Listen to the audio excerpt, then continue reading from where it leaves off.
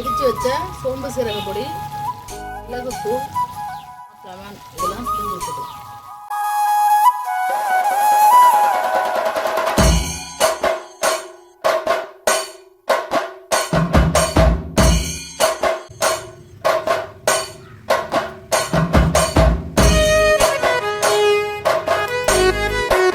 இன்னைக்கு மிளகு கோழிக்கறி வறுவல் செய்ய போகிறோம். சட்டி சூடாகட்டும். வாங்க என்னென்ன தேவையான பொருட்கள்னு பார்த்துடலாம். 1 கிலோ சிக்கன் வாங்கியிருக்கோம். இஞ்சி பூண்டு பேஸ்ட்டு, கொத்தமல்லி, புதினா, 2 தக்காளி கட் பண்ணி வச்சுருக்கேன். பட்டை வகை எடுத்து வச்சுருக்கேன். 1.5 ஸ்பூன் மிளகாத்தூள், 1/2 ஸ்பூன் மஞ்சள் தூள், ஒரு பெரிய வெங்காயத்தை கட் பண்ணி வச்சுருக்கேன். 3 பச்சை மிளகாய், 1/2 லெமன் வச்சுருக்கேன். சோம்பும் சீரகமும் ஒன்றும் பாதியமாக இடித்து வச்சுருக்கேன். மிளகுத்தூள், தேவையான எண்ணெய், தேவைக்கேற்ப கல்லுப்பு. பாருங்கள், சட்டியில் நம்ம எண்ணெயே ஊற்றலை. இது பலகன சட்டிங்கிறதுனால எப்படி எண்ணெய் ஊறுதுன்னு பாருங்கள். மண் சட்டினா இப்படி தான் எண்ணெய் ஊறும். இப்போ நம்ம எண்ணெய் ஊற்றிக்கலாம்.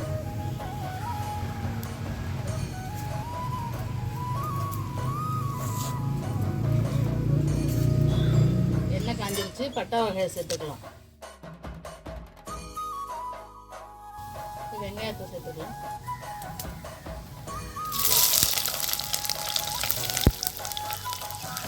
இது கூட கீறி வச்ச பச்சை மிளகாய் சேர்த்துக்கலாம்.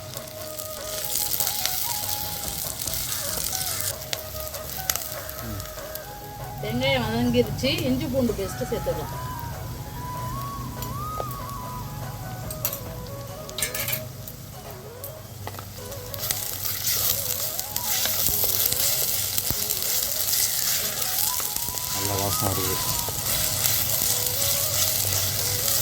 இஞ்சி பூண்டு பேஸ்ட் வதங்கிருச்சு. இது கூட புதினா மல்லி சேர்த்துக்கலாம்.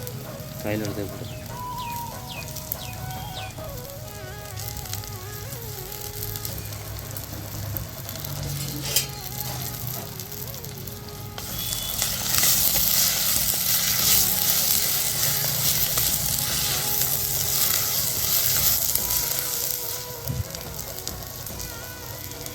தக்காளி சேர்த்துக்கலாம்.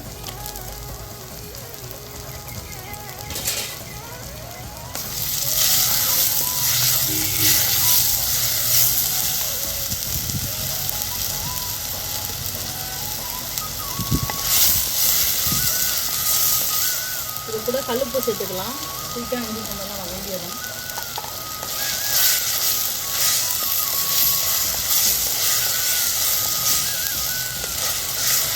தக்காளி வெங்காயம் சீக்கிரம் வதங்கிறதுக்கு கொஞ்சம் கல்லுப்பு சேர்த்துக்கலாம். இந்த மிளகு கோழிக்கறி வறுவல் செய்ய எவ்வளோ நேரம் ஆகும் மொத்தம்? அது வேணால் ஒரு 20 நிமிஷத்தில் செஞ்சிடலாம்.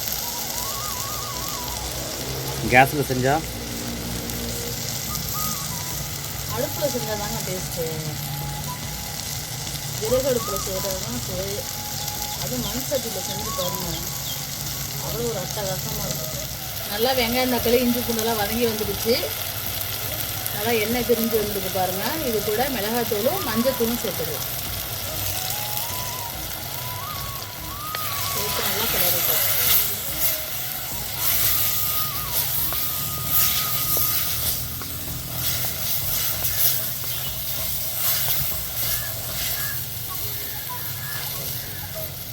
இப்போ கறியை சேர்த்துக்கலாம். கறி வச்சு சுத்தப்படுத்தி வச்சுருக்க கறியை சேர்த்துக்கலாம். இது கூட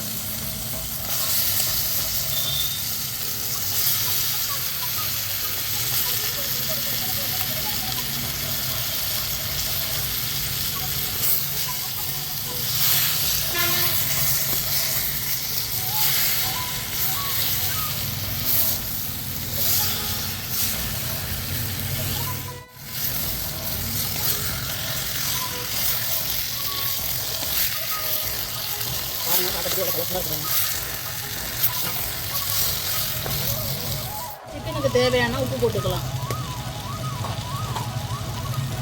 உப்பு போட்டு நல்லா கிளறி வச்சுக்கலாம்.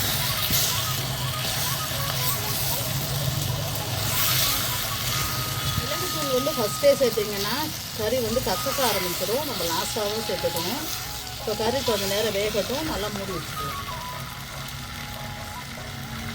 கொஞ்சமாக தண்ணி ஊற்றிக்கலாம். தண்ணி ஊற்றக்கூடாது. இவ்வளோ ஊற்றினா போதுமா? தண்ணி இவ்வளோ ஊற்றுனீங்கன்னா போதும், ஏன்னா சிக்கன்லேயே தண்ணி விடும். நம்ம கிண்டி விட்டு நல்லா மூடி வச்சுக்கலாம். அந்த தண்ணியிலே வெந்தாலே போதும், இல்லைன்னா கிரேவி மாதிரி ஆகிடும்.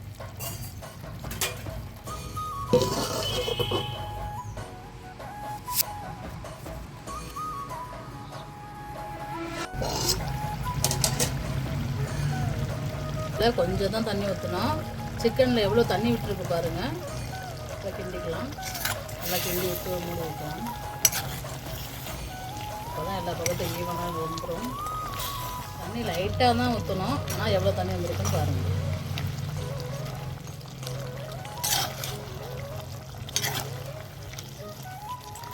கொஞ்சம் நேரம் வேகட்டும், மூடி வச்சிடலாம்.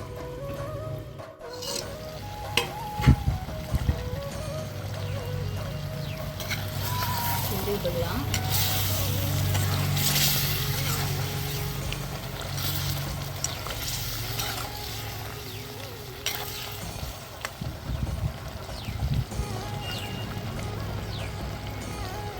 நமக்கு அது சரியாக வேகலை.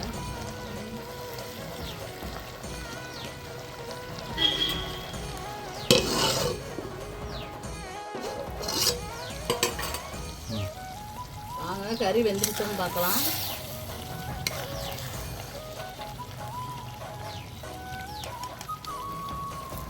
வெந்திருக்குன்னு நினைக்கிறேன். நல்லா வெந்திருக்கு. சரி,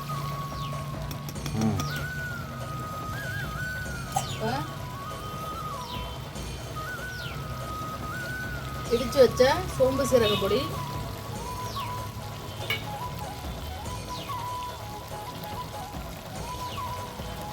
மிளகுத்தூள்,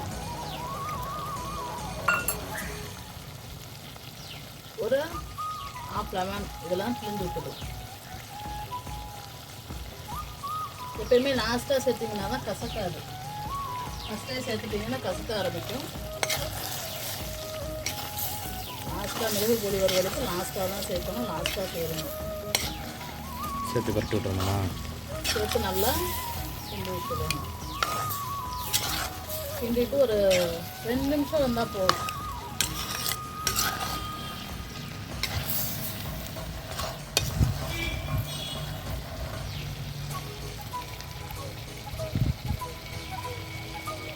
சுவையான மிளகு கோழி வறுவல் தயாராகிடுச்சு. இதே போல் நீங்களும் உங்கள் வீட்டில் செஞ்சு பார்த்துட்டு எப்படி இருக்குன்னு கமெண்ட் பண்ணுங்கள்.